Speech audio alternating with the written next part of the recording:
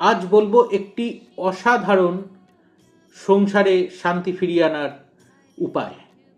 আপনার সংসারে যে অশান্তি, স্বামী স্ত্রীর মধ্যে বনিবনা হচ্ছে না, স্বামী স্ত্রীর মধ্যে মনোমালিন্য চলছে, তো এইটা আপনার মন থেকেও আপনি মেনে নিতে পারছেন না এবং এটাকে তো ঠিক করতে হবে। তার জন্য একটি খুব সহজ উপায় এবং উপায়টি আপনার স্থায়ীভাবে কাজ করবে। সেটি হলো, আপনি রোজ স্নান করে যখন ঠাকুর পুজো করেন তখন একটা জায়গাতে একটুখানি চন্দন, পিওর চন্দন, কিন্তু পিওর চন্দন গুঁড়ো আর গোচনা একটা জায়গায় মিশিয়ে রেখে দেবেন এবং ওইটার আপনার যে ইষ্ট দেবতা ওনার পায়ে ওটা ঠেকাবেন আর নিজের কপালে একটা টিপ বা তিলক একটা দেবেন।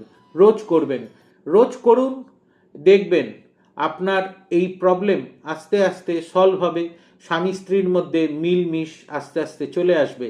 এবং যেটা করবেন, আরেকটি জিনিস হচ্ছে, প্রত্যেক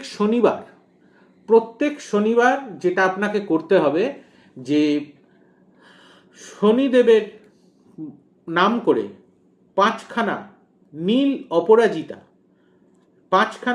অপরাজিতা, আমার পরিবারে সুখ শান্তি হচ্ছে, আমার পরিবারে স্বামী স্ত্রীর মধ্যে মিলমিশ হচ্ছে, মনোমালিন্য দূর হচ্ছে, এগুলো যাতে দূর হয় এই প্রার্থনা করে, শনিদেবের কাছে প্রার্থনা করে এই 5টি ফুল যে কোনো জলে, গঙ্গায় হোক বা যে কোনো জলে আপনি ওটা ভাসিয়ে দিন।